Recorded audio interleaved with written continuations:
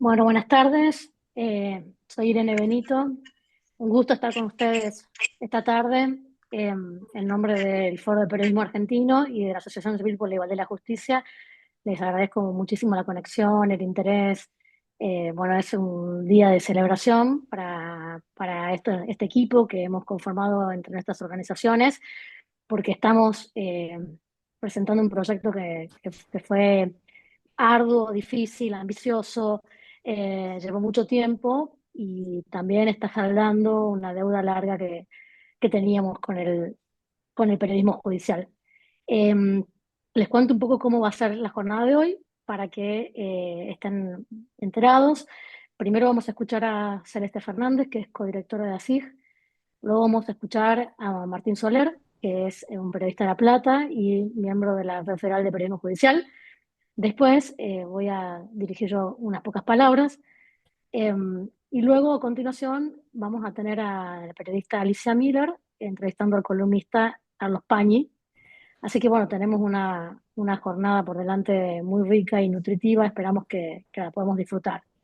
Eh, Reglas de trabajo. La idea es que puedan dejar todas las preguntas que quieran, absolutamente todas, en el chat. Tenemos mucha gente inscripta para esta actividad, entonces es muy difícil desmutear. Les pedimos que todo lo que quieran saber, conocer, todas las preguntas que tengan, insistimos, déjenlas en el chat del Zoom. Las vamos a ir repasando en la medida de las posibilidades. Desde ya, los materiales que vamos a hablar, que vamos a citar y mencionar, también van a estar disponibles en el chat con sus respectivos links. Y de todas maneras, están los contactos de FOPEA y de ASIG para que puedan usarlos si necesitan, si les queda alguna duda al final de esta reunión. Así que bueno, sin más, comenzamos. Le doy la palabra a Celeste Fernández, codirectora de ASIG. Y bueno, aclaro, súper importante, Celeste es una de las grandes responsables de que esto se haya podido hacer, esta guía que llamamos Abrir la Justicia. Eh, Ella, bueno, llevó el proyecto a un nivel mucho más, sí, mucho más alto que el que habíamos previsto originalmente. Así que si ven, si de verdad les impresiona la calidad que tiene, es en gran medida mérito de Celeste y de Clara Lucarella, que también está en la sala. Ellas dos decidieron que esto fuera realmente mucho más profundo que lo que nos habíamos propuesto. Así que bueno, una gran alegría. Perdón, Celeste, antes de darte la palabra, sí, también quiero recordarles que este proyecto se hizo con el apoyo de la Embajada de Estados Unidos en la Argentina. Fue un proyecto que comenzó en el año 2023 y culminó en el primer trimestre de 2024. Eh, Agradecemos especialmente a Federico Ibáñez y a su equipo por todo el respaldo y la libertad con la que pudimos trabajar. Ha sido una excelente relación y con muchos frutos que ya les iremos contando. Bueno, adelante, Ceres. Muchas gracias, Ire, muchas gracias por la presentación y por tan lindas palabras. Y bueno, muchas gracias a todos y a todas por estar acá. Es un placer ver tantas personas participando de este lanzamiento. Como decía Ire, para nosotros es un día súper importante y nada, verlos a todos acá confirma un poco lo que pensábamos al inicio del proyecto, que era que había muchas personas interesadas en el funcionamiento de la justicia y sobre todo muchas personas interesadas en acercarse a la justicia de un modo riguroso, recurriendo a los datos, a la evidencia. Si ya había tenido algunas actividades anteriores donde habíamos detectado que había mucho interés por transformar la justicia, así que bueno, muchas gracias, es un gusto verlos a todos acá. Me tomo unos minutos para contarles un poco por qué junto a FOPEA nos propusimos hacer esta guía y por qué desde nuestra perspectiva es un material tan relevante. Cuando nos preguntamos por qué es central conocer, comprender, investigar la justicia, se nos vienen mil razones a la cabeza, pero voy a enfocar en cinco que así nos parecen neurálgicas. Primero, porque la justicia, tenemos la visión de que la justicia solo puede mejorar si tenemos una prensa y una ciudadanía informada que se lo exige en forma permanente, en forma sostenida, persistente, que está dispuesta a controlarla, comprometida con hacer que la justicia rinda cuentas y demás. Entonces, nuestra visión es que promover un periodismo preparado para abrir las puertas de la justicia y una comunidad comprometida con esa finalidad es clave para tener un poder judicial que sea más eficiente, más idóneo, más independiente, creíble, que esté comprometido con la democracia y con los derechos humanos. En nuestros años de trabajo en temas judiciales, que son muchos, pudimos confirmar que la opacidad es funcional a muchísimas cosas que no queremos que pasen en la justicia. La opacidad es funcional a la corrupción judicial, es funcional a que no lleguen a administrar justicia las personas que están en mejores condiciones de hacerlo, es funcional al nepotismo y a los privilegios, es funcional a que los jueces y juezas no sean debidamente investigados y sancionados, es funcional a maniobras dilatorias, es funcional a que haya casos de denegación de justicia y demás. Entonces, esto de abrir la justicia siempre estuvo en nuestro ADN. De hecho, bueno, pueden después chequear nuestros equipos de trabajo. El equipo de trabajo del Poder Judicial se llama Apertura del Poder Judicial. Ahí eso evidencia bueno, que venimos con esa visión hace mucho tiempo. Y esto siempre hizo parte de nuestra teoría de cambio porque entendemos que el activismo cívico genera incentivos en quienes tienen poder de decisión, en quienes tienen el poder de cambiar todas las cuestiones que hoy funcionan mal en el sistema de justicia. Entonces, que ese activismo cívico es un catalizador del cambio y lo que veíamos es que ese activismo cívico ya estaba muy presente en periodistas. Entonces, que solamente era cuestión de ordenar algunas de las ideas que teníamos, plasmarlas en un documento, después poder difundir ese documento, poder generar capacidades para su uso y demás, pero sentíamos que esa pulsión, digamos, ya estaba ahí y dijimos, no podemos no aprovecharlo. Segundo, yo diría que una segunda cuestión importante es, bueno, lo pensamos como esto de conocer, comprender e investigar a la justicia, lo pensamos como una estrategia también para fortalecer el sistema republicano y en particular dos de los que son sus presupuestos fundamentales, como son la publicidad de los actos de gobierno y la responsabilidad del funcionariado público. Sobre todo en un poder que tiene una misión esencial, ¿no? Estamos hablando de un poder encargado de defender el Estado de Derecho, de preservar el orden institucional, de asegurar el pleno respeto de los derechos humanos, que entonces tiene que funcionar de acuerdo a los estándares de calidad más altos, ¿sí? Entonces, eh, necesitamos un periodismo y una ciudadanía que le muestren cuando cumple esa función y que le exija que lo haga para que podamos finalmente pasar de la cultura de la opacidad a la cultura de la transparencia. Y hablando un poco de esto, la guía tiene todo un capítulo que brinda herramientas para saber, por ejemplo, cómo se le puede pedir información al sistema de justicia, qué es lo que debería ser público sin necesidad de que se le pida, qué puedo hacer cuando esos datos no se entregan y demás. Tercero, sentíamos que dar herramientas a periodistas y a la ciudadanía en general era un modo también de potenciar el acceso a la justicia. O sea, hoy tenemos una justicia que está muy lejos de las personas y el no entender cómo esa justicia se estructura, cómo funciona, qué es lo que puedo pedir, qué tipo de recursos tengo a la mano cuando la justicia no actúa como debería, quiénes son las personas que intervienen en los procesos judiciales, qué rol tiene cada una, el no entender las palabras que la justicia utiliza, que todo eso era una de las causas centrales de esa distancia entre la justicia y la ciudadanía. Entonces, esta guía es un intento por reducir esa complejidad, por derribar ese muro de tecnicismos, para que el periodismo también tenga un rol en acercar a los y las justiciables a las instituciones que deben resolver los casos. Y ahí la guía incluye, por ejemplo, un glosario amplísimo de términos jurídicos, determinadas pautas, por ejemplo, para que los casos se cubran con perspectiva de derechos humanos y demás. Y eso a su vez nos lleva a una cuarta consideración que tiene que ver con que todo esto debería redundar en un fortalecimiento de su legitimidad, ¿no? Porque sabemos que la justicia no es un poder en el que la ciudadanía confía en general. En el último informe de Latinobarómetro de 2024 surge que una de las instituciones en la que menos confía la ciudadanía es efectivamente el Poder Judicial, alcanzando solo un 28%.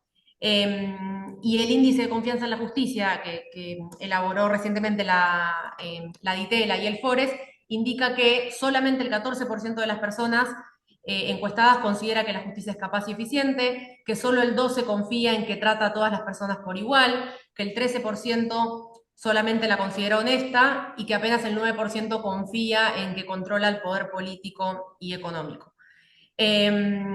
Lo que no se conoce genera desconfianza, lo que se conoce a veces también, pero mostrar los problemas es dar herramientas para resolverlo. Entonces, lo que no se conoce definitivamente no se va a poder cambiar.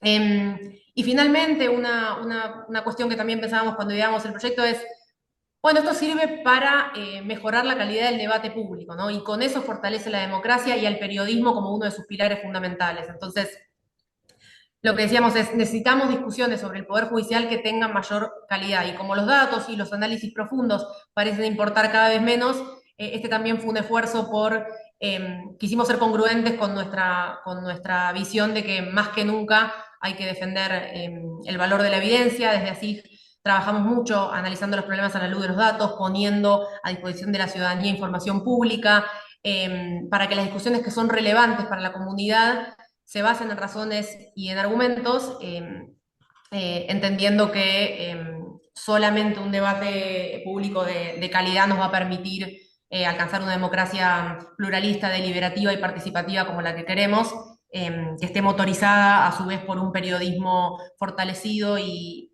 comprometido. Dicho esto, quiero hacer una breve mención del proceso a través del cual llegamos a esta guía, porque creo que algo de lo más virtuoso fue la alianza entre profesionales del derecho, periodistas y especialistas en temas de justicia, porque eso permitió llegar a un producto que receptara las necesidades de periodistas, que nos permitiera abogados, abogadas y activistas identificar los problemas en nuestra propia comunicación y llegar a un producto de alta calidad en la que confluyeran esa diversidad de perspectivas que se nutren entre sí. Sin, o sea, sin perjuicio de que la guía ya es buenísima, tenemos claro que es un instrumento que, si pretende ser valioso, tiene que permanecer abierto, ¿no? O sea, lo entendemos como un instrumento dinámico. Si nuestra idea es que sirva para la labor periodística, para el activismo, para la ciudadanía, entonces les pedimos a quienes la utilicen que nos hagan todos los aportes que crean que puedan mejorarla, si creen que hay necesidad de complementarla con otros materiales, de accesibilizar algunas partes que tal vez hayan quedado muy técnicas. Sería genial tener sus aportes ahí. Una buena instancia para hacer los aportes van a ser los talleres que vamos a estar haciendo para acompañar a quienes quieran utilizar la guía. Vamos a hacer una serie de encuentros, así que, bueno, ahí seguramente podamos recolectar mucho de esto. Ya me callo, solamente decir que desde ASIG agradecemos enormemente a FOPEA, que fue un socio inigualable en esto y en otros proyectos que por suerte desarrollamos en forma conjunta, al maravilloso grupo de periodistas de la red de periodismo judicial que han trabajado con un nivel de compromiso realmente increíble, con una vocación que ojalá ojalá existiera en todos los periodistas del país, y a la Embajada de Estados Unidos también, que ya lo dijo Ire, pero que bueno, que confió en nosotros y sin su apoyo esta guía nunca hubiera salido. Así que bueno, básicamente, cerrando, ¿qué queremos de este producto? Queremos sacar a la justicia de la opacidad para hacerla mejor, ni más ni menos, y bueno, creemos que todos ustedes son fundamentales en ese camino, así que esperamos que se queden cerca. Muchas gracias. Muchas gracias, Celeste. Celeste, para quienes se hayan conectado en los últimos minutos, es codirectora de ASIG. Bueno, y alguien que, como dije, participó activa, personal y generosamente en la redacción de la guía, el control de calidad. Así que, bueno, es alguien que era casi una madre de esta guía que se llama Abrir la Justicia. Bueno, ahora vamos a darle la palabra a Martín Soler. Eh, Martín lo invitamos a que hable en nombre de la Red Federal de Periodismo Judicial. La red es otro producto de esa iniciativa que tuvimos entre FOPEA y ASIG, que fue hacer algo profundo con periodismo judicial. La red surgió a partir de un proyecto de taller que se hizo en Rosario en el año 2023, y bueno, desde ahí ha venido publicando realmente investigaciones individuales, colectivas, súper interesantes, siempre con este espíritu colaborativo y basado en datos. Así que Martín, te escuchamos. Adelante. A ver, se va por ahí.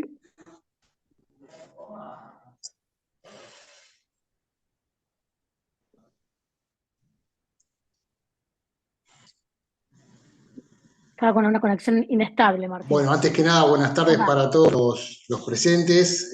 Muchas gracias por la invitación. Y bueno, la verdad fue una alegría muy grande haber recibido el mail, la invitación. Era un proyecto que, si no recuerdo mal, fue el primero de los proyectos que cargamos de la Red Federal de Periodismo Judicial.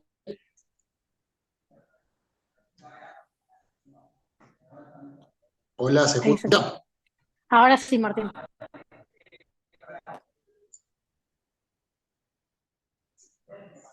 Bueno, y en ese camino volver a encontrarnos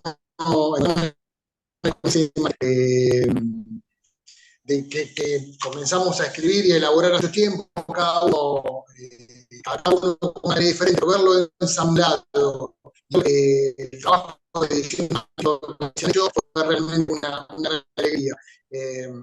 Lo que más me gustó del trabajo, más allá de la participación, fue cuando llegué al final, después de todo y me encuentro con un glosario, me acordé, ese glosario me trajo recuerdo que fue mi primer día en tribunales. El día que yo entré a tribunales no sabía dónde la acción preventiva, no sabía lo que era un arresto, un arresto domiciliario, un juicio oral, y encontrarme, y cuando vi ese glosario dije, ojalá, qué lindo hubiera sido yo cuando decía las un glosario para no meter la pata a la hora de escribir y de comunicar y de contar lo que hay en los expedientes. Estamos hablando de que nunca tenemos que perder que de cada investigación. Martín, perdón, no se escucha nada, está muy sucio el audio. ¿Podrías, capaz que sacate la cámara a ver si ahí te podemos escuchar un poquito mejor? Disculpas, pero ¿Cómo no? es como, Ya lo intento.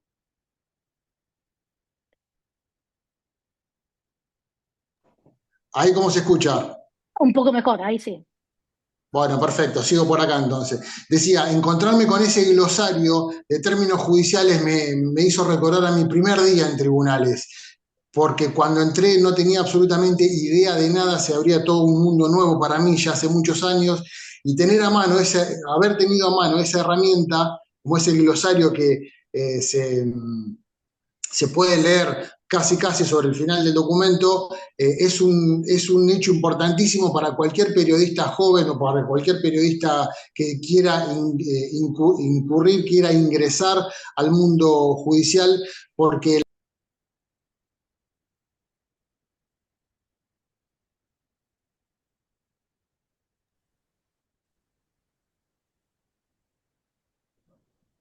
ahí se Ahí de escucha. vuelta.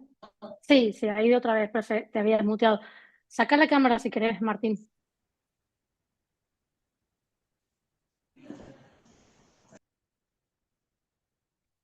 Bueno, estamos con algunos problemas técnicos. Bueno, mientras tanto, a ver si Martín puede arreglarlo. Ahí va, a ver ahí. A ver ahí si se escucha. Sí, Bueno, para ir dándole un cierre y evitar los temas técnicos, una gran alegría haberme encontrado con este trabajo, que fue el primero que hicimos desde la Red Federal de Periodismo Judicial. Es una gran herramienta para todas aquellas periodistas, colegas que quieran ingresar al mundo del periodismo judicial, eh, al que no tenemos que perder de vista que detrás de cada expediente, detrás de cada investigación, hay historias, hay personas, hay vidas y hay derechos que se tienen que respetar. Por eso, bueno, tener esta guía a mano, yo ya la cargué en los favoritos de mi escritorio de trabajo porque seguramente va a ser un motivo de consulta permanente debido a la calidad del trabajo y de las personas que han participado en ello. Nuevamente, muchas gracias por la invitación y quedo a disposición para lo que crean conveniente y atento al desarrollo de la jornada. muchas gracias, Martín, muy amable. Bueno, aquí aprovecho, ahora te tomo yo la palabra y les voy mostrando la guía en sí. Esta guía ya está disponible para su descarga, para que puedan tenerla, como dice Martín, como en favoritos. Ahí en esta foto que están viendo es justamente la imagen que se tomó en esa actividad inaugural en Rosario que hicimos. Quiero detenerme solamente un momento allí porque también estuvo presente en ese momento la presidenta de FOPEA, Paola Moreno Román, y la directora ejecutiva Amelia Corazza. Eh, Allí, bueno, estaba el entonces codirector de ASIS, que era Sebastián Pilo, y fuimos a Rosario con el equipo. La verdad que fue fantástico el haber podido compartir esos 2 días presenciales con disertantes digamos, realmente gente extraordinaria, jueces, bueno, abogados, había periodistas con muchísima experiencia. Fue un lujo y elegimos Rosario porque justamente pensábamos y todavía seguimos creyendo que es un símbolo de un lugar herido por la falta de justicia, por la falta eh, digamos, de procesos razonables que se puedan esclarecer a tiempo, por la dificultad para entender lo que pasa en el sistema judicial. Entonces nos pareció que era importante abrazar simbólicamente Rosario como una manera de abrazar nuestro país y abrazar nuestra justicia, ¿no? La justicia que más necesitamos justamente cuando los problemas son más complejos, como es el caso del crimen organizado que tenemos en este lugar de Santa Fe. Eh, bueno, aquí pueden ver la diversidad de temas que este proyecto toca. Yo digo, es el ABC, ¿no? Desde, bueno, ¿qué es esto de la justicia federal? Eh, ¿Cuáles son los órganos que la constituyen? ¿Cuál es su organización? Aclaro que parece fácil, pero no es nada fácil saber esto. Eh, Cuesta enormemente, bueno, tener certeza sobre quiénes son los integrantes del sistema, porque la información está dispersa y a veces no está actualizada. Entonces, esto realmente es una brújula, entender esta organización institucional que es la que tiene, bueno, que es la que tiene los grandes temas en sus manos, ¿no? Entonces, justamente el crimen organizado entre ellos. Entonces, bueno, ese primer capítulo, la justicia federal de Argentina, es como empecemos de entrada a saber de qué se trata esto. Luego el acceso a la información pública en el sistema de justicia, que es un repaso extraordinario digamos, por las leyes que hoy nos están permitiendo acceder a la información y también por las deficiencias que tienen estas leyes, ¿no? O sea, no porque existe una ley sabemos que se va a cumplir, hay que empujar esto. De hecho, hay un punto de coincidencia muy grande entre FOPEA y ASIJ allí, que es el estimular el acceso a la información pública, las peticiones. Por supuesto, hay que saber cómo se hace. Bueno, aquí esta guía provee esa información para que sea más sencillo que todos podamos preguntar qué es lo que está pasando, a veces en una causa y a veces más estructuralmente, una serie de datos sobre cómo el sistema resuelve determinados conflictos, por ejemplo. Luego está el punto 3, el punto del presupuesto de la Justicia Federal Argentina, que ustedes saben que es uno de los temas centrales, pero de los que menos se hablan. No sé, Celeste, me podés corregir sobre esto, pero realmente quién paga, cómo paga, qué se paga, cuánto se paga. Sabemos que el sistema, digamos, tiene estas paradojas de sueldos muy buenos para la magistratura y deficiencias de servicios muy grandes, ¿no? Entonces, es súper interesante estar siempre mirando el dinero, como nos enseñó el Watergate, follow the money, ¿no? Entonces, aquí podemos hacerlo con esta mirada sobre el presupuesto. Luego, las políticas de apertura a la ciudadanía. Esto es algo que se ha venido olvidando. Fue muy fuerte en la década pasada con una serie de institutos y de ideas que se incorporaron desde los amigos del tribunal, las audiencias públicas, el Centro de Información Judicial. Bueno, había una serie de iniciativas para tratar justamente de reconciliar al Poder Judicial con la ciudadanía que perdieron impulso, ¿no? Solamente hay que pensar cuántas audiencias públicas ha celebrado la Corte en el último tiempo y ahí vamos a ver que esto está bastante dejado de lado, ¿no? Eh, bueno, después hay un capítulo entero dedicado a los procesos judiciales, que es la parte quizás donde los periodistas más trastabillamos, porque los procesos tienen muchos vericuetos, tienen eh, apelaciones, tienen enorme cantidad circunstancias, de instancias, bueno, aparte los periodistas de provincias, como es mi caso, siempre sabemos que hay ahí una lucha por la competencia entre la justicia provincial y la federal, que hasta que no se resuelve eso es difícil saber ni siquiera dónde estamos parados y esa primera discusión puede llevar bastante tiempo. Entonces, bueno, este capítulo número 5 también ilumina mucho lo que acontece en la forma en la que la justicia federal resuelve los conflictos.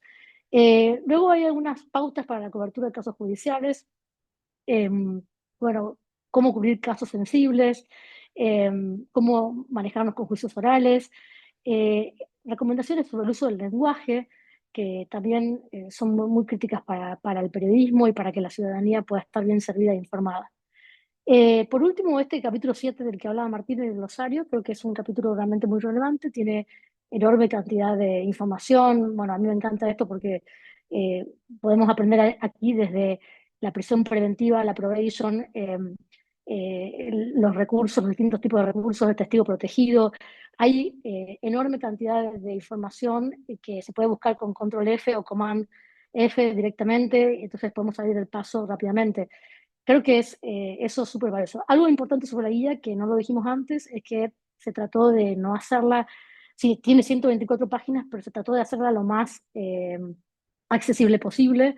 Entonces se buscaron, bueno, una tipografía como verán se deja leer, hay muchos hipertextos, hipervínculos que se pueden ir haciendo clic, digamos, profundizando según el caso. Y también hicimos algún esfuerzo de que haya imágenes, ¿no? Que no sea todo tan, pero tan aburrido, entre comillas, o sea, que se pueda, digamos, justo aquí no me aparece ninguna imagen, pero les juro que tiene, hay una imagen, eh, digamos, que se pueda realmente disfrutar de la manera más plena posible. Bueno, la verdad que, insisto, este es un orgullo muy, muy grande que hemos podido hacer esto. Como decía un periodista socio de FOPEA, estamos de esta manera, eh, y, digamos, saldando una vieja deuda que hay. Entonces, es fantástico que podamos hacerlo así con este nivel de calidad y sí, diría yo, con esta también certeza de lo que estamos prestando un servicio público y que cuanto mejor esté ese servicio, eh, vamos a vivir mejor como sociedad, ¿no? Entonces, todo eso está metido en esta guía y ojalá que sea de su utilidad e interés. Bueno, no me quiero extender más, no sé si hay preguntas. Eh, Quisiera saber, Clary, si ya entró Carlos Pañi, si está, si no, seguimos hablando un rato más. No, todavía no ingreso. Perfecto. Bueno, siendo así, entonces vamos a tardar un momentito esperando a Carlos. Eh, digamos, algo que me parece muy, pero muy valioso de este proyecto es que va a dar un poco más de certeza a información que de otra manera queda muy sujeta a inestabilidades, o sea, información que, eh, digamos, de otra forma produce gran nivel de ruido y hace que exista, bueno, cierta desconfianza en el periodismo finalmente, ¿no? Eso me parece relevante, es algo que, como los periodistas judiciales, siempre tenemos que tener muy en cuenta. Eh, Me parece que existe toda una crítica, ¿no? A la manera en la que a veces se dejan los casos, se empieza a contar un caso que tiene un cierto nivel de escándalo, un cierto nivel de trascendencia pública, y luego esto se deja un poco librado al azar, un poco al aire. Eh, a veces eso sucede por la dinámica propia de los medios de comunicación y del periodismo, otras veces porque nos faltan herramientas, ¿no? Nos cuesta entender qué pasa en los expedientes, qué pasa en los procesos. Entonces, bueno, insisto mucho en que esta guía tiene esa capacidad de darnos un, un punto de apoyo, ¿no? Eh, que ese punto de apoyo, si no está, eh, después produce, digamos, no se puede resolver lo que produce, digamos, ¿no? Produce algunos daños que quedan de alguna forma sin reparación y por ahí revictimizaciones. Me parece algo algo complejo, ¿no? Normalmente cuando estamos trabajando temas judiciales, la materia es súper sensible, hay muchas cuestiones que están en juego, hay muchos problemas sí, graves, ¿no? Entonces creo que tendríamos que también utilizar esta guía y este espacio para entender el papel que los periodistas tenemos que jugar a la hora de hacer una cobertura judicial y la responsabilidad que esto entraña.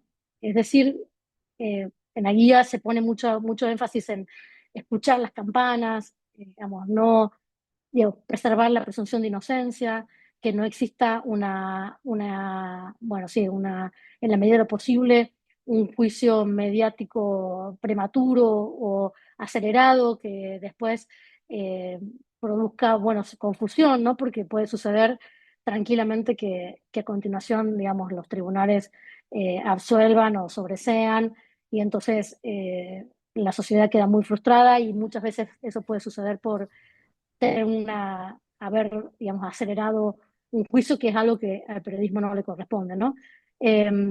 Entonces, también la guía trata de entrar en estas cuestiones que muchas veces quedan, eh, no están adecuadamente resueltas o, si se quiere, defendidas por el lado del periodismo. Los procesos judiciales son muy largos y esto conspira muchísimo contra, digamos, la posibilidad de cubrirlos adecuadamente. Entonces, es muy desafiante cómo nos manejamos en ese contexto. Creo sin duda que, bueno, si podemos darle una oportunidad a la guía, si la podemos leer, si la podemos usar, eso va a mejorar, ¿no? De todas maneras, por supuesto que una guía no va a hacer milagros, hay que tener vocación, hay que tener voluntad, así que bueno, ojalá que estemos en ese momento, ¿no? Que aquí en la sala los periodistas y las personas comunicadores que están acá tengan esa capacidad y ese deseo de mejorar su trabajo, ¿no? Y bueno, y hablando de mejorar el trabajo, ahí creo que ya entró Carlos Pañi, que ya está con nosotros, se está conectando, así que los voy a dejar con ellos. Voy a presentar en primer lugar a Alicia Miller. Alicia es una periodista especializada en política e investigación en calidad institucional, ambiente, justicia y seguridad. Entre 1983 y 2015 trabajó en el diario Río Negro, donde fue prosecretaria de redacción. Es vocal de la comisión directiva del Foro de Periodismo Argentino, donde integra la comisión del monitoreo de libertad de expresión. Eh, Alicia va a entrevistar a Carlos Pañi. Carlos nació en La Plata el 13 de abril de 1961. A ver. Eh, ¿Puedo seguir? Me parece que sí, ¿no? Es profesor en historia por la Universidad Nacional de Mar del Plata. Es columnista político del diario La Nación de Buenos Aires, columnista de Telenoche en Canal 13, conductor de Odisea Argentina en el canal La Nación Más, que es un programa dedicado al análisis político y económico. Es columnista internacional del diario El País de Madrid. Se desempeñó como profesor e investigador en historia de la Universidad Nacional de Mar del Plata y la Universidad de Buenos Aires.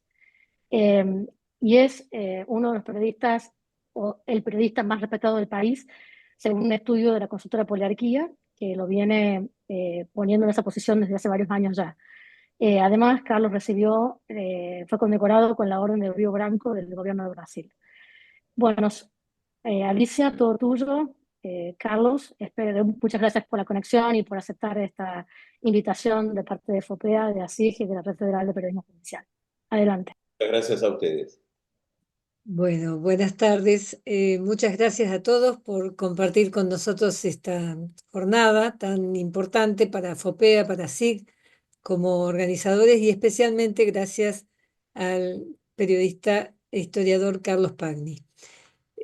Carlos Pagni es una referencia obligada para quien desea entender algo más de esta Argentina siempre en crisis, ¿no?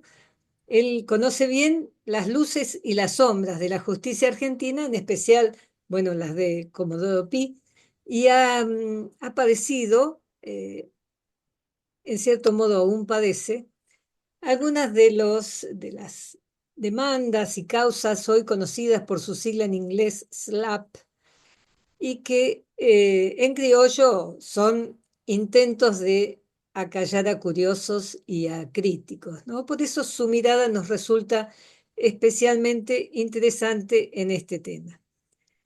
porque sin información no hay democracia, ni decisiones libres, ni rendición de cuentas, pero a pesar de los esfuerzos que creo que se han hecho desde ambas partes, tanto desde el periodismo como del Poder Judicial, existe todavía en el Poder Judicial una tendencia fuerte hacia las puertas cerradas o el silencio, ¿no? Es cierto que es una tarea técnica, difícil, compleja, que no debe ser eh, entorpecida, pero también es cierto que los periodistas tenemos la función social de averiguar más de lo que está evidente. Esto abre dilemas de algún modo incompatibles. Esa es la pregunta, ¿no? ¿Por qué tenemos los periodistas que entrar a la justicia, que hurgar en ella, en sus buscadores, en sus listas de despacho? Bueno, primero, muchas gracias por la invitación. Es muy satisfactorio para mí estar en esta reunión con gente de tantos lados distintos, tan variada. Entiendo que esta es la primera pregunta, Alicia. Sí. Bueno, yo creo que hay, a ver, eh,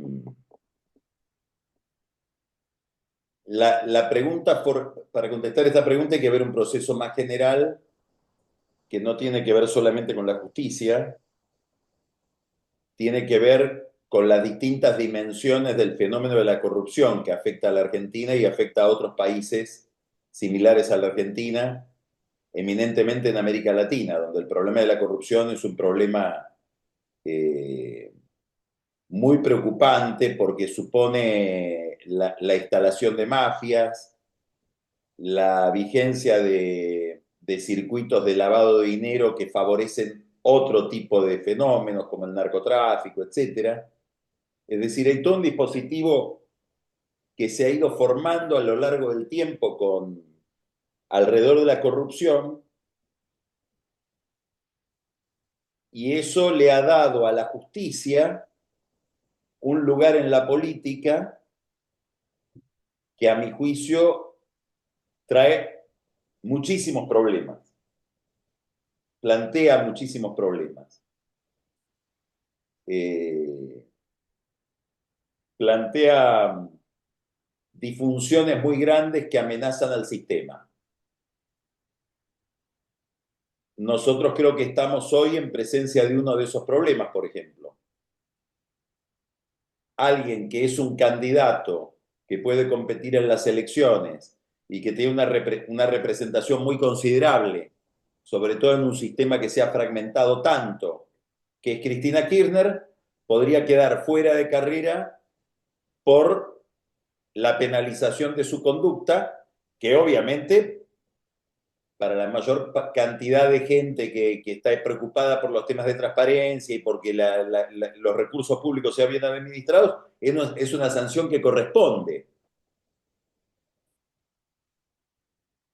Pero aún esa sanción que corresponde genera un problema enorme en el sistema electoral. Lo mismo que pasó con Lula en Brasil. Es decir, lo que estoy diciendo es cómo hay una especie de secuencia que va de la corrupción a la judicialización de la política, eventualmente a la politización de la justicia, real o por la percepción, y finalmente a un problema de la competencia electoral si es que las sanciones terminan afectando a personas muy representativas, con independencia de la calidad moral y penal de esas personas. Y en ese marco, Esto es un problema tan importante que ha obligado al periodismo claro, a narrarlo. Y hoy es imposible hacer periodismo político en la Argentina si uno inclusive no conoce cuestiones de derecho procesal.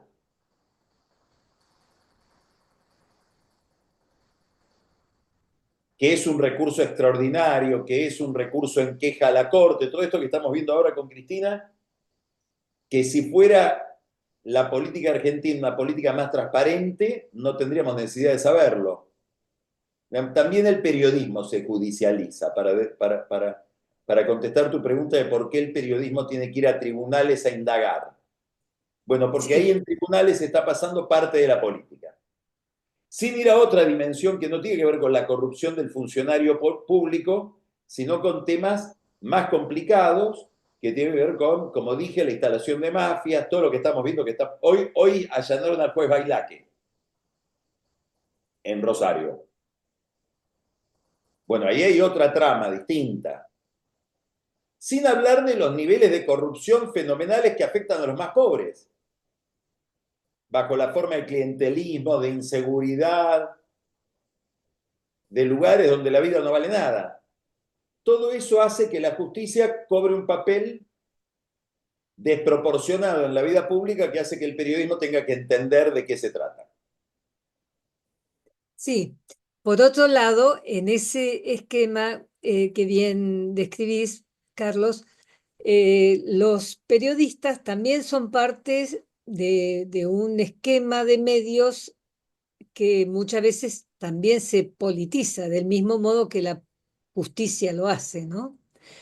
Somos actores políticos, de algún modo, en el buen sentido, y los medios lo son, y los periodistas debemos ser conscientes de eso, ¿no te parece? A ver, somos actores políticos en el buen sentido y en el mal sentido. A veces.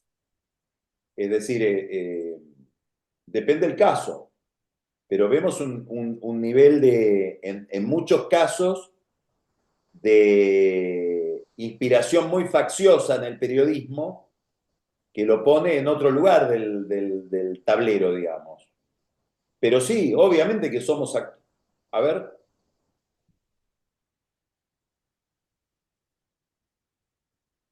se cortó, ¿no? Te escuchamos bien, Carlos. Ah, pensé que se había cortado, pero se me puso en blanco la pantalla. Sí. Pero sí, sin duda, los medios siempre son un actor político, en un sentido muy amplio de la política. Ejercen un rol político, es inevitable eso. El problema es cuando ejercen un papel militante, que es otra cosa. Militante supone evaluar los fenómenos de manera distinta según quién es el actor del fenómeno en el campo político. Si yo evalúo la conducta moral de Cristina con categorías distintas de las que evalúo la conducta moral de Macri, y tengo predilección en uno u otro caso, dejo de ejercer un rol político y me transformo en un militante. Pero si no, es inevitable. Sí. Eh, Hay otra dimensión que tiene que ver si no hay periodistas, medios, etcétera, que juegan un papel con la justicia. Y con una justicia que es bastante corrupta en muchos casos. Es muy difícil que un juez pueda extorsionar sin la complicidad de un periodista o de un medio, que deja trascender la información, por la cual él después va a perseguir a alguien. sí, del otro lado, también es cierto que muchas de las causas más resonantes, causas judiciales más resonantes en la historia del país, han sido ligadas a la política y especialmente a la corrupción política, y muchas de ellas han derivado de investigaciones periodísticas, ¿no? Por un lado está el periodismo investigando, tratando de revelar lo que alguien pretende que permanezca en secreto, y por otro lado también en los medios asistimos a, a muchísima opinión, a veces más opiniones que datos, cuando las opiniones en general devienen de las propias convicciones y no de los hechos. En este esquema, ¿a quién le importa la verdad hoy? ¿Es la verdad un valor en desuso o el delito, la ley, la propia justicia como valor? ¿Todo es opinable? Bueno, es una gran pregunta, ¿no? Porque hoy estamos en una cultura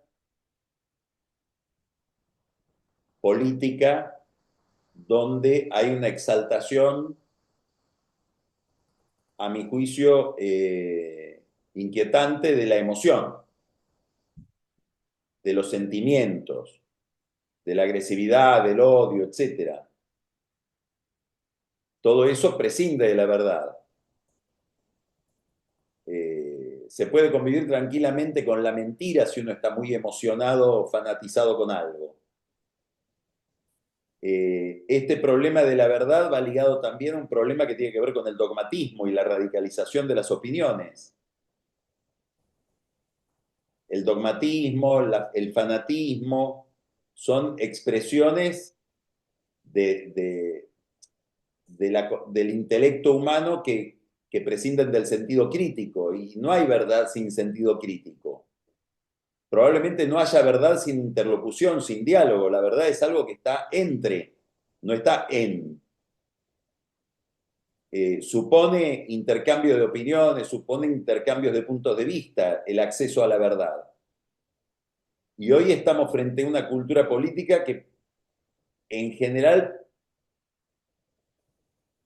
en grandes franjas de la política, parece prescindir de eso. Y parece aspirar a otra forma de comportamiento. No es que prescinde por error, prescinde por propósito. Entonces eso a la democracia tal cual la entendemos la afecta, y afecta también al periodismo, porque el periodismo nace con un mandato histórico. El periodismo nace como parte de una cultura general que pretende la limitación del poder. El periodismo es hijo de la Ilustración, del iluminismo, del constitucionalismo, del liberalismo político, digamos. Nace con las constituciones también, es decir, todos dispositivos que tienden a limitar el poder del que manda. ¿Cómo? Bueno, en el caso del periodismo, sirviendo como órgano a la opinión pública y al intercambio de mensajes. Y nuestra función como periodistas es incentivar el sentido crítico para que los ciudadanos puedan defenderse del poder, entender el poder con más lucidez y ser autónomos respecto de la manipulación que el poder en general siempre quiere ejercer. Ese es el mandato del periodismo histórico. Es decir, iluminar. Ahora, por Sí, distintas razones ese mandato se ha vuelto controvertido, en parte porque los medios han ingresado, de alguna manera el periodismo ingresó también en la industria del entretenimiento. Entretener no es iluminar. Entretener a veces puede ser embotar, adormecer, obnubilar. Y ahora, eso en el mundo del periodismo inserto en la cultura audiovisual, sobre todo de la televisión. Y ahora un paso más allá, que tiene que ver con las redes y este ambiente emocional en el que se tramitan los discursos públicos. Y todo un avance del espíritu faccioso que impide el diálogo. Y eso lleva a moralizar la discusión.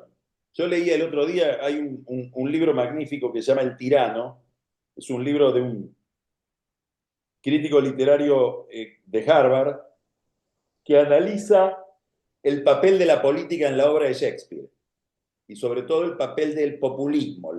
Es un libro muy, muy actual, porque analiza cómo Shakespeare, sin que se llamara así en aquel momento, toma el tema populista como tema. Y habla del dogmatismo, que tiene que ver con esto de la no verdad o de la despreocupación por la verdad, por la falta de duda respecto de lo que uno piensa. Y dice, el dogmático advierte que lo que él cree es tan evidente, que solo puede imaginar que alguien no lo crea por una perversidad moral. Entonces, si vos no pensás como yo, en algo andás, en alguna perversión estás.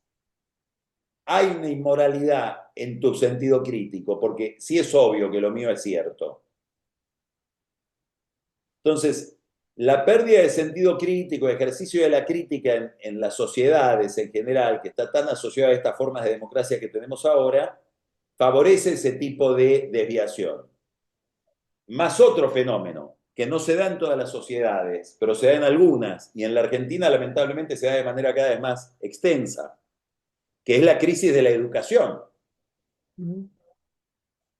La democracia supone poder entender mensajes. Si yo no entiendo mensajes, no hay forma de hacer democracia. Pues supone intercambio de mensajes. Ahí está el periodismo como rol, ¿no? Sí, de algún modo cada vez se vuelve más difícil para los periodistas usar el argumento de que somos un elemento necesario en un sistema republicano, ¿no? Que formamos parte de un control difuso de los poderes públicos y privados, que por eso la Constitución y los tratados internacionales nos protegen. Hay toda una tendencia a decir que ese paradigma ha cambiado y que ya no somos necesarios como intermediarios. ¿Usted cree que se va a modificar también esa premisa, que vamos hacia una postdemocracia también en la comunicación? ¿Podrán los youtubers y los influencers reemplazar a los periodistas como agentes de la comunicación social o podemos convivir con ellos de algún modo? A ver, yo creo que en toda esa concepción, que es una concepción que termina decantando en esquemas jurídicos, se pierde de vista algo, que es que la importancia del periodismo, los fueros que tenemos los periodistas, los privilegios que nos da la ley, nos lo dan porque lo que pretende la ley es garantizarle a la sociedad la transparencia informativa. Entonces, el bien a preservar no es el rol del periodista o la necesidad del periodista. El tema es si tenemos alguna forma mejor de que la sociedad se informe de manera más transparente. Esa es la pregunta. A mí no se me ocurre que haya una forma mejor, hasta ahora que haya aparecido, que no sea la competencia entre medios y la sujeción de los medios y de los periodistas a determinadas pautas de calidad en el trabajo. Es decir, para decirlo más sintéticamente, competencia y profesionalismo, pluralidad y profesionalismo. No se me ocurre que haya alguna forma distinta, mejor, de garantizarle a la sociedad que esté bien informada para que pueda decidir mejor en el mercado electoral o en el mercado de los bienes. No sé si, me parece que las redes sociales y todas las nuevas formas de comunicación que tienen un papel importantísimo porque democratizan la creación de contenidos, la emisión de contenidos. Eso no necesariamente es periodismo. Periodismo es más que eso. Periodismo es más que poder emitir un mensaje. Se supone que en el periodismo hay una exigencia de profesionalidad que está puesta al servicio de que la ciudadanía pueda ser ciudadanía. Y eso no creo que se haya reemplazado. Quiere decir que si prescindimos de esto, seguramente es porque estamos prescindiendo de determinados rasgos de la vida democrática que son rasgos de calidad. Y vamos hacia un sistema distinto. Seguramente más autoritario. El presidente Javier Milei prácticamente desayuna cada mañana insultando a algún periodista o a varios a través de la red X o reposteando mensajes insultantes. Usted mismo ha sido objeto de alguna de esas agresiones, aunque por lo que he visto, usted no tiene el hábito de responder esos insultos, a diferencia de otros que por ahí sí lo hacen. Según la mirada del presidente, todos somos mentirosos y operadores como mínimo, cosas peores también. Hay fallos en otros países que indican que esa mirada, viniendo desde el poder, promueve la violencia contra las personas, limita la la comprensión social sobre un fenómeno y, bueno, en este caso deteriora la imagen del periodismo en su conjunto. Pero otras voces también señalan que más daño nos hacen a los periodistas aquellos colegas que o son que abusan de las faltas de ética, que incurren en el periodismo militante al que usted refería hace un momento, si es que existe tal cosa, y otros abusos profesionales. ¿Cómo lidiar con esta mirada del poder, con esta mirada social, con nuestras propias fallas, sin caer en establecer o un tribunal de conducta ni fomentar tampoco una defensa corporativa del periodismo?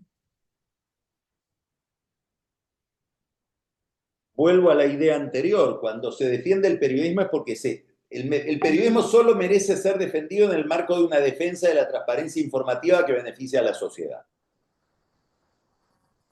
Si ese es el criterio, no hay una defensa corporativa, no es que defiendo una corporación, defiendo el derecho a la información que tiene la sociedad y que, bueno, lo adquiere a través del periodismo profesional y de la pluralidad de voces.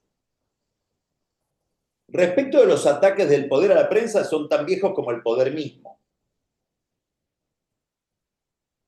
¿Por qué? Porque la sociedad occidental en los últimos 300, 400 años imaginó dos instituciones para limitar al poder. Y por lo tanto son dos instituciones molestas para el poder. La prensa, crítica, y la justicia independiente. Entonces, todo proyecto de poder expansivo, todo proyecto de poder autoritario, lo primero que quiere poner en cuestión, lo primero que quiere deslegitimar es la justicia y la prensa. Eso es connatural al ejercicio del poder. Hay gente que se limita más, hay gente que se limita menos. Cuando ese ataque o esa deslegitimación se da a través del insulto, el primero dañado es el que insulta, no el insultado. Pues se supone que alguien que llega a la presidencia tiene argumentos, además de tener insultos. Por eso yo creo que los insultos jamás deben ser contestados. Esperamos el argumento. Eso es parte del populismo, de derecha o de izquierda. Está descrito, es un proyecto, pretende ser así. No es un error, no es que leyeron mal el manual de instrucciones. Es un modelo de poder que supone que hay una sola legitimidad, la del poder ejecutivo a través del voto. Cualquiera que no tenga esa legitimidad es ilegítimo. Es Cristina Kirchner desde el despacho del Senado preguntándole al tribunal oral que la juzgaba, ¿a ustedes quién los votó? No tiene ningún derecho a juzgarme a mí. Porque yo tengo la legitimidad que me da estar sentada acá, en el Congreso. A mí me votó la gente. ¿A vos quién te votó? Nadie. Bueno, entonces no tenés derecho a investigar, ni a juzgar, ni a nada. Porque hay una sola legitimidad. Esto lo piensa Cristina, esto lo piensa Milei, esto lo pensaba Chávez, esto lo piensa Trump. Digamos, es una cultura. Entonces la cuestión es cómo convivir con el populismo, qué hacer frente al populismo, que viene con esto incorporado y que busca no cambiar de sistema, sino dominar el sistema desde adentro. Esta es la característica peculiar de este tipo de expresión, de práctica. Yo creo que hay algo que es lo más peligroso de esto para nuestra profesión. Aquello de lo que verdaderamente tenemos que cuidarnos. Salvo esto, todo lo demás me parece anecdótico. Y cuando vemos la historia son anécdotas, dolorosas, pero son anécdotas. Y eso peligroso es que nos haga perder el profesionalismo porque nos enojamos o nos angustiamos o nos daña. El principal problema de un periodista cuando alguien del poder lo insulta es engancharse y que ese insulto condicione su visión, inclusive del que lo está insultando. Eso requiere un ejercicio espiritual, emocional muy importante de autocontemplación, de autoindagación, de autocrítica. Lo mismo vale para la justicia. El juez que juzga a un político, si es sometido al ataque de los políticos que son parte de la facción del que está siendo juzgado, y tiene que ser bastante heroico para no dejarse llevar por su sentimiento. Bueno, este clima político que impera en países donde hay un actor populista muy gravitante requiere ese tipo de heroicidad, algo que va por encima de lo normal. Pedirle al ofendido que no se ofenda. Eso para mí es crucial en defensa de la profesión, porque mis lectores, mis televidentes merecen que yo no me ofenda y que siga siendo lo más transparente posible y lo más ecuánime posible y lo más autocrítico posible en los mensajes que emito.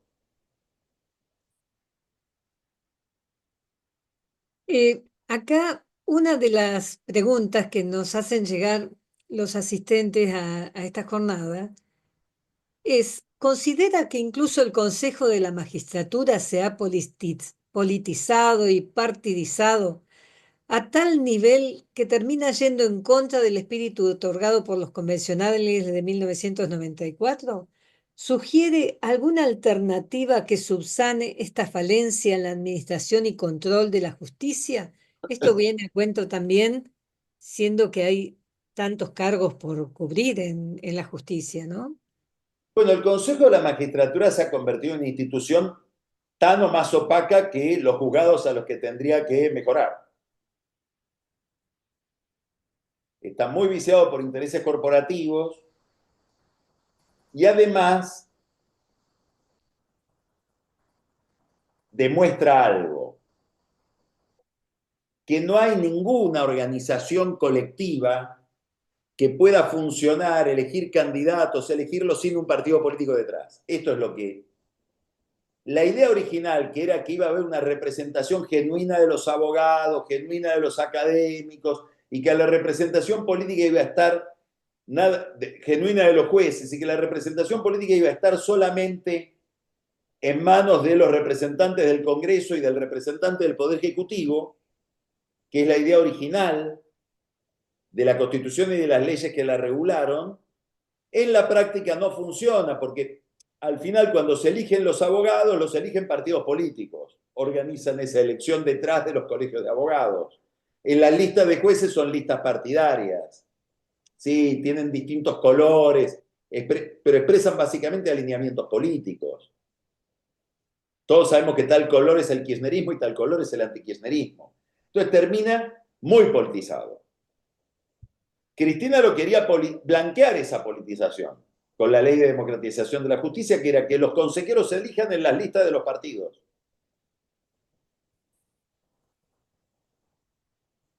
Yo no tengo claro, me parece que, o cada vez tengo más claro que fue un error crear el Consejo de la Magistratura. Que Alfonsín imaginó eso para poder zafar del Senado. Alfonsín tuvo el drama de que para nombrar jueces por la Constitución tenía que pasar por el Senado y el Senado era dominado por el peronismo, básicamente por Vicente Sadi. Entonces, muy condicionado por esa experiencia, toda la reforma constitucional del 94 es muy difícil de entender si uno no entiende la experiencia práctica de la presidencia de Alfonsín. El jefe de gabinete, el Consejo de la Magistratura, son todas derivaciones de los problemas que él tuvo en el ejercicio del poder. Y un problema central para un gobierno no peronista es el bloqueo del peronismo. Entonces Alfonsín imaginó que yo puedo zafar del Senado si pongo un tercer organismo, que es el Consejo de la Magistratura, que intervenga en la designación de los jueces. Y lo imagino yo, Alfonsín, con categorías de los años 80, donde las universidades eran radicales, los colegios de abogados eran radicales, y los jueces eran antiperonistas. Entonces armo un organismo que tiene representación de estos estamentos y me va a equilibrar el peronismo del Senado. Sí, Eso fracasó como idea. claro. Lo traigo un poco Hoy al está tema. bloqueado el Consejo. Desde Sí, comienzo de la presidencia de Milei no hace ninguna sesión. seguro. Ujú. Lo traigo un poco a temas que forman parte de los problemas cotidianos que tenemos los periodistas. En especial desde la pandemia, las oficinas de prensa, los voceros, los portales de transparencia activa se han impuesto como sucedáneos de las conferencias de prensa y los contactos formales o informales de los periodistas con jueces o fiscales. ¿Cuál debería ser, a su juicio, el propósito de las áreas de comunicación del Poder Judicial? Eh, la empatía con el periodismo, el brindar información, hacer cierta docencia si se quiere, porque también está cómo se comporta el periodismo frente a esta intermediación forzada, ¿no? Muchos medios o muchos periodistas optan por quedarse con esa versión predigerida. Pocos son los que van por más, y si no, el riesgo es quedar preso de informantes que brindan información judicial sumamente interesada, ¿no? Desde su propio interés.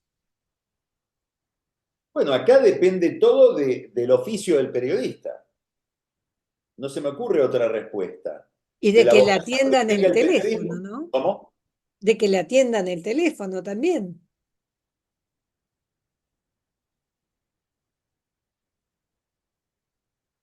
Yo creo que cuando uno escribe sobre determinados temas que afectan a determinadas personas, al final esas personas llaman e intentan intervenir, obviamente con un interés determinado, en la cobertura de un caso o de un episodio.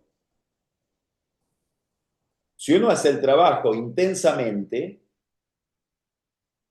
y no es solamente descriptivo, lo voy a poner de otra manera. Si se vuelve un poco molesto, y me van a llamar, van a querer intervenir en lo que yo estoy diciendo. Por mil razones distintas, de distinta calidad de esas razones. No voy a la calidad de las razones. Y tendré que aprovechar yo de alguna manera ese contacto. Ahora, es cierto que depende mucho de la vocación que tenga ese periodista, inclusive por trabajar. Si soy de Aragán, voy a ir a la versión predigerida y me voy a conformar con eso. Y no voy a indagar más. Pero creo que ahí se juega mucho la calidad del propio periodista y la relación que tenga con su oficio. Por algo que usted dijo al comienzo, la función del poder, de cualquier poder, es ocultar. Yo no puedo ser ingenuo y pensar que me van a querer contar lo que no quieren contar. Sobre todo cuando las cosas son cada vez menos contables, porque son feísimas. ¿Qué le voy a preguntar al fiscal Ramiro González que me cuente cómo pagó la fiesta? ¿O por qué la hizo?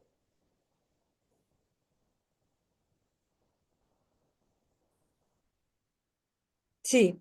Em, lo que vemos también es que eh, hay una cierta tendencia que tiene que ver con esto de querer establecer límites o barreras, visibles algunas, invisibles otras.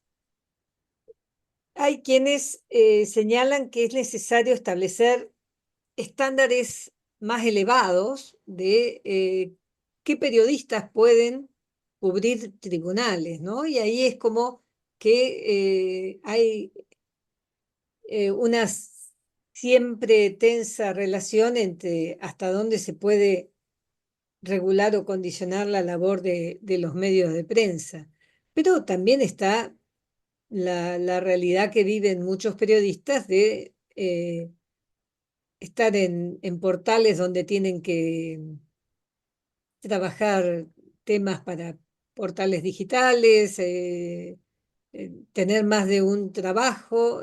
Como usted sabe, FOPEA es una entidad que agrupa a más de 600 periodistas de todo el país de muy diversa condición, desde grandes medios en grandes ciudades a pequeños portales en pueblos perdidos.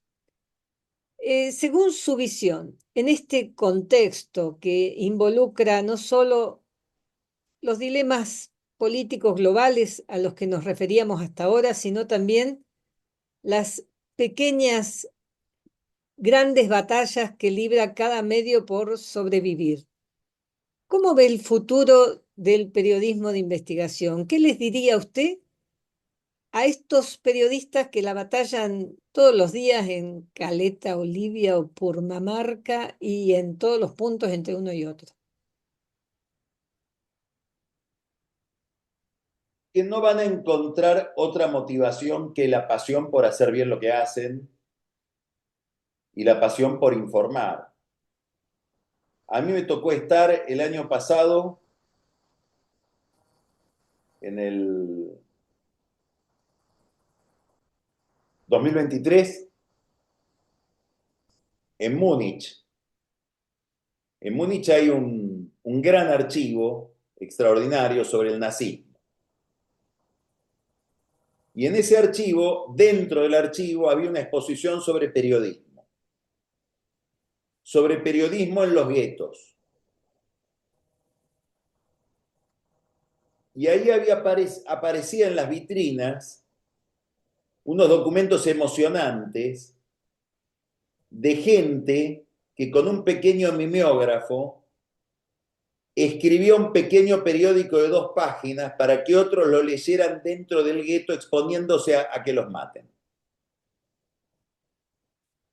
Y a mí me cuesta imaginar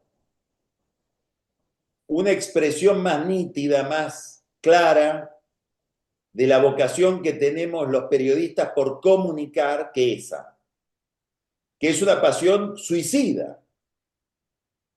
El título de la exposición era More Important Than Life, más importante que la vida. Entonces yo creo que ese es el ejemplo, esa es la inspiración que nos mueve a todos, en grandes medios, en grandes ciudades, en pequeñas ciudades, en parajes deshabitados, en lugares más peligrosos, menos peligrosos, expuestos a mafias más o menos virulentas, que es la pasión por prestar ese servicio a los otros, que obviamente constituye un rol político y un rol social, y que requiere de compromiso político con la polis. Y eso es lo que nos debe mover. Y ese es el compromiso de todos los días. Y de ahí no hay que desviarse. Y en ese horizonte, el periodismo de investigación me parece que es el que expresa mejor esta esencia del oficio. Porque es ir a buscar algo que si hay que investigar es porque es difícil encontrar. Si no, no hace falta investigar. Está en el portal, que decía usted. Me lo dan hecho. Si está en el portal sirve de poco. No tiene gracia lo que está en el portal. Es más, hasta hay que sospechar del portal. Estoy un poco ironizando, ¿no? Porque hay instituciones que tienen portales que prestan servicios enormes al que está buscando información porque accede a documentación, etc. Pero estoy ironizando respecto de la necesidad que tenemos de ser inquisitivos. Sobre todo en sociedades y países que se están volviendo muy mafiosas.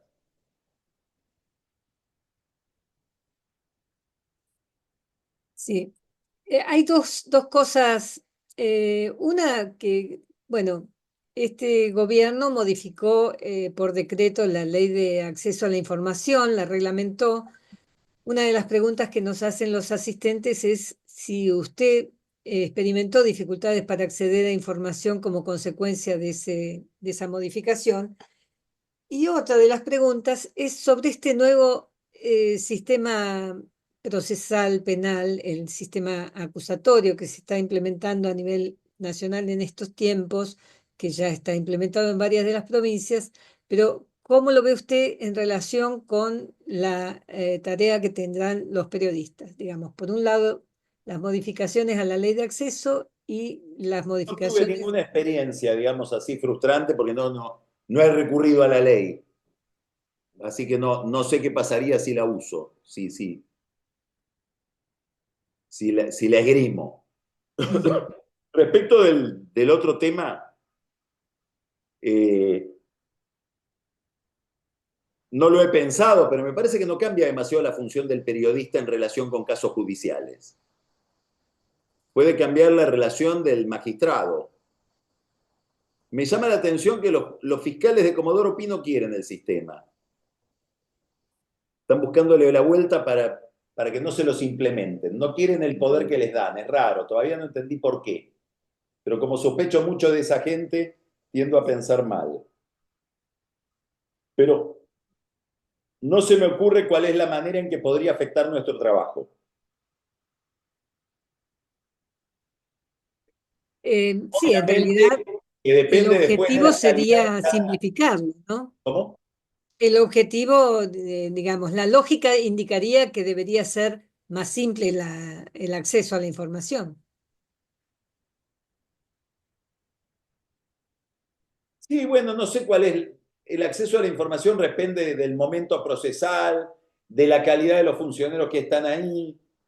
Digamos, no sé si que el proceso lo conduzca un juez o que lo conduzca un fiscal modifica la transparencia y el acceso a la información que uno puede tener, inclusive con fuentes que se abran más o menos. Sí afecta mucho la calidad de los procesos, como vemos en el caso de Rosario, ¿no? Si no fuera porque esos procesos los llevan adelante fiscales, habría una impunidad absoluta. Porque como estamos viendo, casi todos los jueces están prendidos en los delitos que se investigan. Seguro. Carlos, le hago una pregunta, ya que, bueno, usted ha trabajado muchísimo este tema, nos hemos enterado mucho del tema gracias a sus columnas. ¿Cómo define la experiencia del frustrado intento del gobierno de llevar al hijo y a García Mansilla a la corte y qué futuro le ve a esta corte que hoy tenemos? Bueno, creo que la experiencia del hijo de García Mansilla expresa dos cosas. Primero, una impericia absoluta en la comprensión de los procesos políticos e institucionales. Es delirante pretender nombrar jueces de la Corte si uno no tiene los 2/3 del Senado. Y para tener los 2/3 del Senado hay que hablar con Cristina Kirchner. Y quisieron ir por otro camino, hablando con Lorenzetti. Y no entiendo qué manual leyeron. ¿Sí? Demuestran un nivel muy importante de impericia. En el caso del juez Lijo, además, demuestra un nivel muy importante de incoherencia. Porque un gobierno,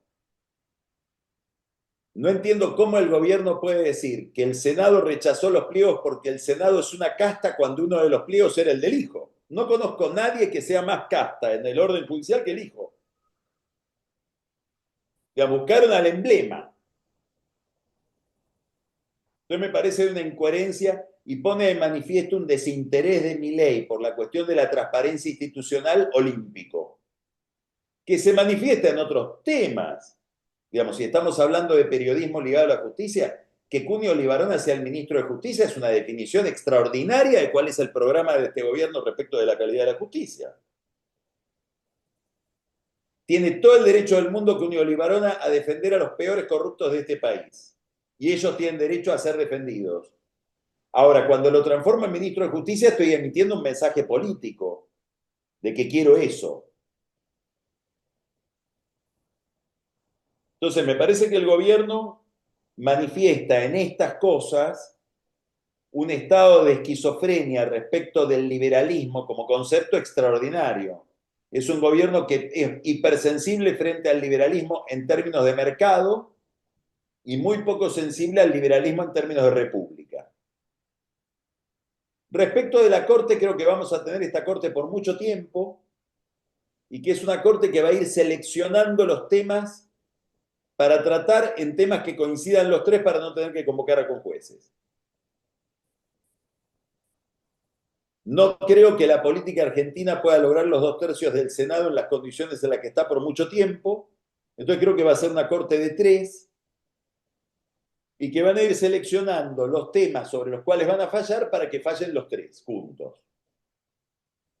Si eres una corte muy condicional en su funcionamiento.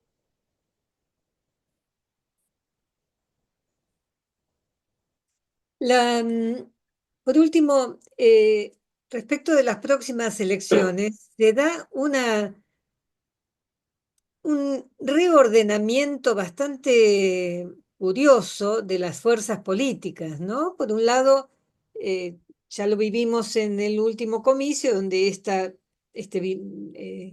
lucha de opuestos histórica desde hace muchas décadas, el radicalismo-peronismo se desdibujó completamente, y ahora, bueno, vamos como hacia una nueva fragmentación o una nueva redefinición de roles políticos.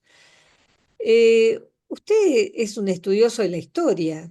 Eh, ¿Cómo hace, qué evaluación hace de este fenómeno, un poco mirando la historia como un todo continuo? Bueno, yo creo que la historia argentina estuvo caracterizada por numerosísimas, innumerables crisis de representación, que las resolvíamos de la peor manera, con golpes de Estado. Felizmente, a partir de la experiencia del 76, que fue tan siniestra, tan tenebrosa, resolvimos esa crisis de representación dentro del sistema institucional. Nos liberamos de la enfermedad del golpe, pero seguimos teniendo crisis de representación. Tuvimos una muy grande del 2001 y tenemos una que se viene desplegando desde el 2020 hasta ahora, con la pandemia.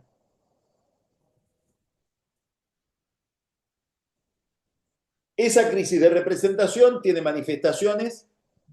Creo que lo que está pasando nació en el 2019, con la derrota del macrismo, sigue en el 2021 con la derrota del kirchnerismo, del gobierno de Alberto. Milei es una expresión de esta crisis, además de un agente de esta crisis, pero sobre todo una expresión. Y lo que estamos viendo es un sistema político que por esa crisis no solamente se fragmenta, sino que entra en discusiones incomprensibles para el común de la gente. Se fragmenta, pero además se aísla. Se aísla de la sociedad. Yo no podría explicar bien por qué se peleó Kicillof con Cristina, más allá de cuestiones personales. No entiendo qué le pasó a Larreta con los Macri. Sí, lo entiendo, obviamente que lo entiendo. Pero yo no sé qué nexo tiene entre eso con los intereses colectivos. Y esto genera más crisis de representación. Los vuelve más irrepresentativos a esos dirigentes. Entonces, este es un problema que avanza. Y no sabemos hasta dónde La Libertad Avanza y Milei vienen a regenerar este sistema o es la última etapa de una aceleración hacia el caos político, de la representación, digo, ¿no? Y creo que hay que vivirlo con alguna preocupación. Hoy se ha vuelto todo tan disparatado que estamos prestando atención a la elección de 2 legislaturas provinciales, la bonaerense y la porteña. Ni Que siquiera son en una arreglo. parte importantísima del porcentaje del país, ¿no? Sí, pero la legislatura local bonaerense no sabemos ni dónde queda. Yo los desafío a que me den 5 nombres de 5 legisladores. Algo parecido pasa con la de acá de Capital. Y esto por el laberinto de conflictividad intrapartidario. Es por Ardiles, Martín Galas, etc. Es una forma de conservación de poder desconectada de la representación. Bueno, esto genera problemas. La gran pregunta es si se puede gestionar una economía tan endiablada como la Argentina con un aparato político como este. O si hay algún momento que esto va a afectar a la economía en serio. Creo que lo vamos a averiguar pronto, ¿no? Claro, ¿Qué opina sí. usted? Que sí, que sí, que sí. Sobre todo si este ajuste deriva en un proceso recesivo. Y no está descartado que eso suceda el año que viene, el otro. Mm. Lo que quiero decir es si la economía empieza a dar señales o empieza a producir de nuevo malestar y no expectativa o esperanza. Ahí vamos a necesitar una política de mayor calidad que esta que tenemos. Es un poco el dilema, ¿no? ¿Qué es lo que manda el destino de los argentinos hoy? ¿Es la economía o es la política? Bueno, yo por una deformación profesional siempre voy a decir la política, pero además creo en eso. Creo que la política finalmente es crucial para el desempeño de la economía, porque es la que le pone ritmo, es la que le da visibilidad a largo plazo, la que le pone un horizonte, la que le puede poner reglas, la que puede establecer determinados consensos favorables a que uno invierta o a que uno confíe. Eso sin política no se da. Y voy a citar a Macri, extrañamente, en un tema que no es tan de Macri.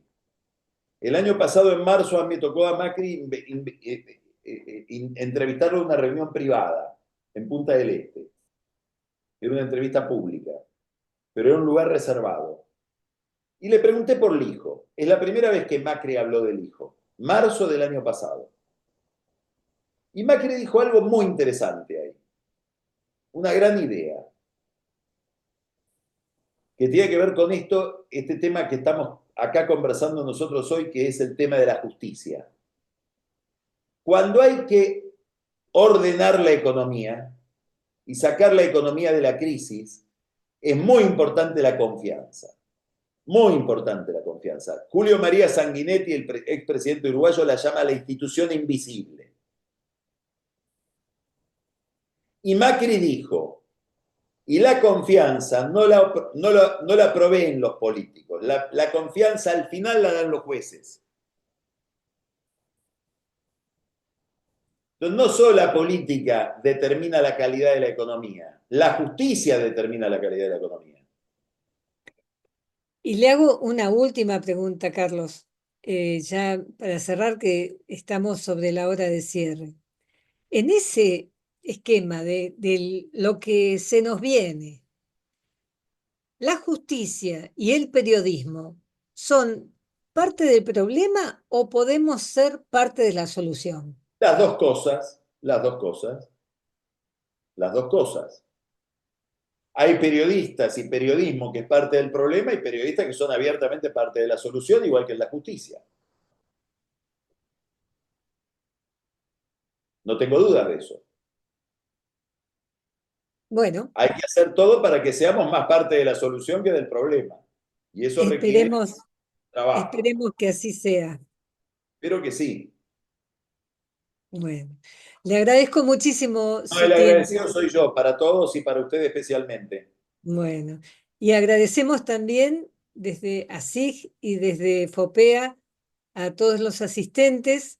Los exhortamos a mirar esta guía eh, a- eh, de acceso a la información judicial, a la información judicial, que es indispensable para hacer más y mejor periodismo, que es lo que tanto ASIG como FOPEA entendemos que forma parte de las actividades imprescindibles para mejorar esta democracia que tenemos. Así que muchísimas gracias a todos y hasta la próxima.